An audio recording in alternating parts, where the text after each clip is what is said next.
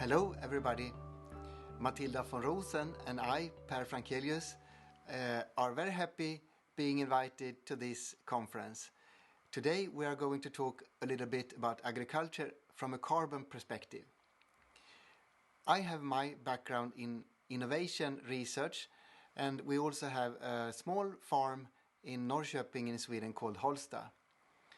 Matilda, she has her background in grain handling business, and she has also been involved in a lot of innovation projects in agriculture.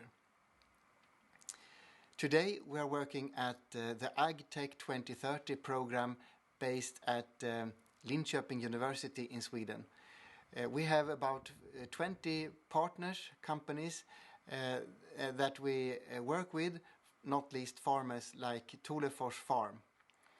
And we also have technology companies such as Saab Aircraft Company.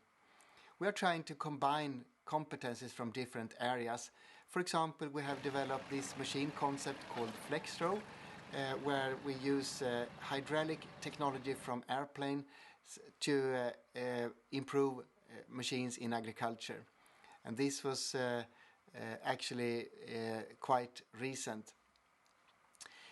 First, I will talk a little bit about agriculture from a carbon perspective, and then Matilda will talk about can farmers profit from carbon capturing services. But I start now with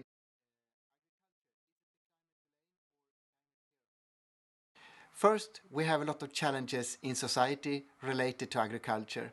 Climate is just one of many. We have problems with cropland. We have a need for fossil-free fuels that we also need to produce in agriculture. And we have a drought in many parts of the world that make it difficult to bring the harvest up. Agriculture, according to IPCC, is not very good for climate. Actually, it's maybe the worst sector in society, according to them. They often show models of agriculture, how a lot of emissions can be seen from different parts of agriculture. And they divide the world in sectors. And strangely enough, they have not consumers as a sector in their model. But we can conclude that agriculture is very, very bad from their perspective. And a lot of people have been affected by this perspective, and we have also seen a lot of research on emission problems in agriculture the last 10-20 years. But I think we can add some perspective on this. I wrote an article last year in Agronomy Journal providing an alternative view on agriculture. According to this view, we can focus both on the negative parts of agriculture but also positive parts. This model shows some of the negative aspects, emissions from different parts of agriculture, but we can also see to the left that agriculture captures a lot of carbon. At the same time, a lot of oxygen is produced. Some numbers. According to IPCC, the emissions from agriculture is about 6.2 billion tons a year. If we look at this from a new perspective, we can conclude that we have about 3 billion of acres of grassland, and we also have a lot of carbon binding in cropland. This model shows actually 6 kinds of carbon capturing in agriculture. A1 is harvested crops, cereals, and A2 is the carbon binding in soil from the cereal cropland. The B1 is harvested crops others than cereals, and we also have the carbon capturing in soil from these other crops, so to say. And the C1 is the fodder from grasslands, and the carbon binding in soil of grassland is C2. If I'm correct, I don't know, but my guess is that the total sum of the carbon capturing is about 39.5 billion a year. I don't know if it's true, but if it's true, it's quite interesting. I want to present 7 pathways for making agriculture still more climate positive. First method is to implement new cultivation concepts to ensure that the fields will be greener the year round. We can use perennial crops, cover crops, companion crops. And for example, Martin Krokstorp in Sweden, he is one of the experimental guys in agriculture trying to figure out new methods to make the fields greener. The second method is to conduct smarter methods regarding fertilizer and manure. First, we can conclude that fertilizer is very good for carbon binding because it will create more photosynthesis and therefore more carbon binding. Professor Thomas Ketterer has shown that about each kilo of nitrogen will increase the carbon supply by about 1 kilogram. We can also work on precision methods when we are spreading our manure. For example, NIR sensors on the manure spreader, so we can be more precise in the in the management of manure.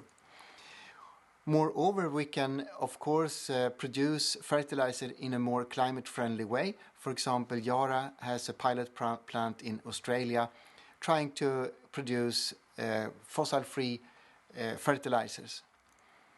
We can also use other kinds of fertilizer, for example, mussels from the sea, or we can use material from the bottom of the sea and use it as fertilizer. The third method is to spread more biochar in agricultural land. We can use forestry products for this, but we should not spread it just alone. We should add compost or other kind of fertilizer to the biochar before we spread it. We can also replace all the diesel engines to fossil-free traction.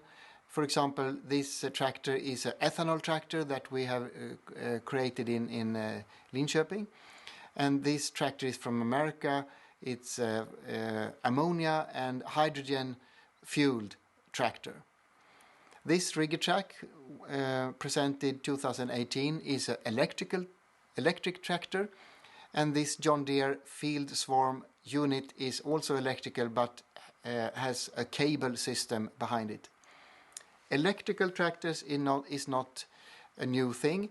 This photo from about 1954 shows the Farmal Electrol with the McCormick baler. It's an electric drive on this equipage. The fifth method is to use DNA technology to boost photosynthesis and to make crops more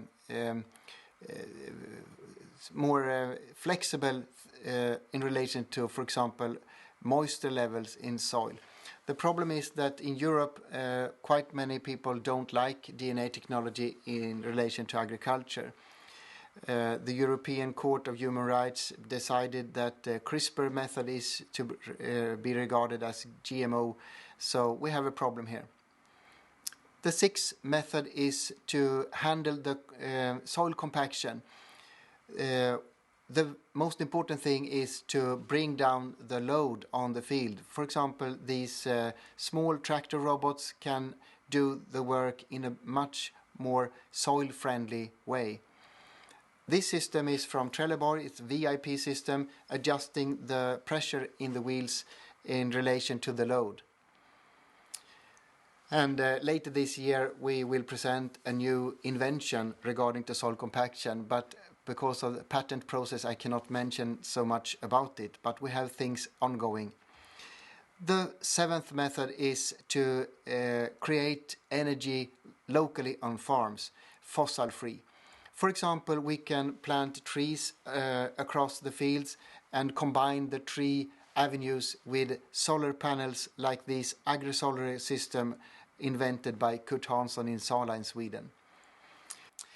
So, how do I summarize this? Well, I think a good advice to all farmers in the world is to conduct a carbon audit including positive carbon binding aspects.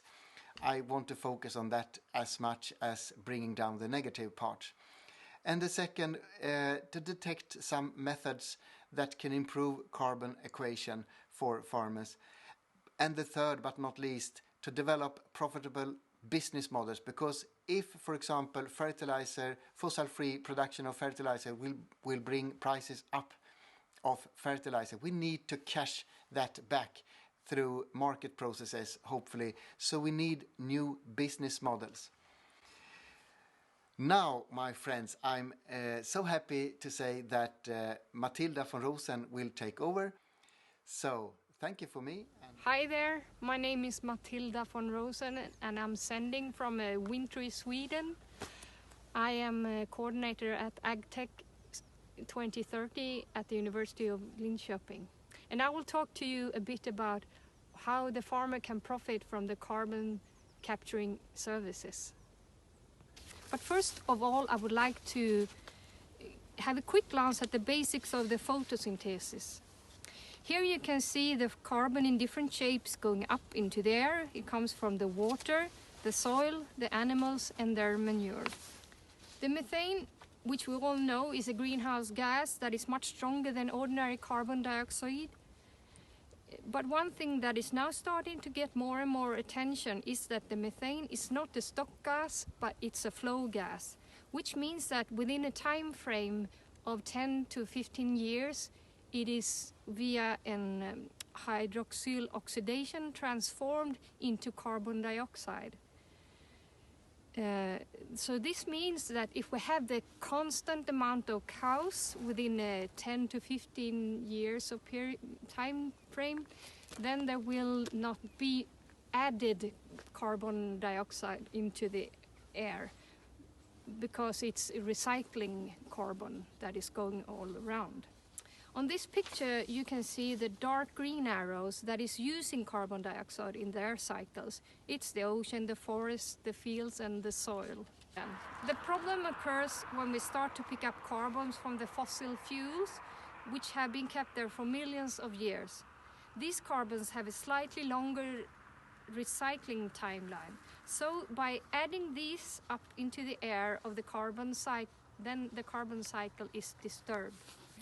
Two different ways, among other ways of course, for the farmers to profit from the carbon capturing activities is by increasing the carbon sequestration into the soil and also by reducing the methane emissions. In Sweden there is a pilot project called Svensk kolinlagring, where the aim is to first look at status quo, how much carbon is stored into the farmer's soil, and then their aim is to find methods to measure how much more carbon the farmer have captured into the soil. Out of this, the farmer will first of all getting a better soil with more carbon and possibly bigger yields from the fields, but also carbon credits. And these carbon credits the farmer can then use to sell out on the open market, or they can use it themselves to use as an advantage when they're selling their grains.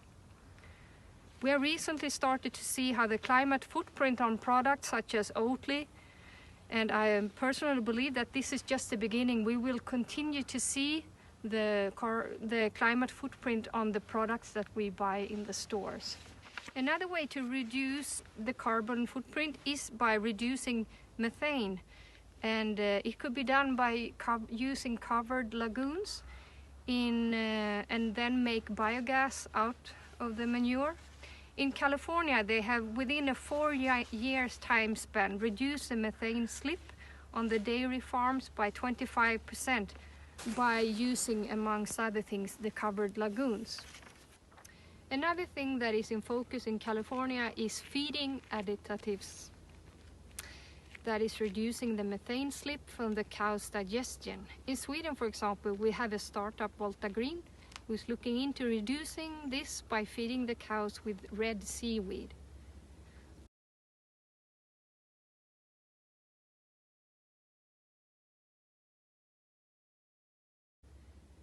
We hope that the farmers start to see themselves as a big part of the solution in the future.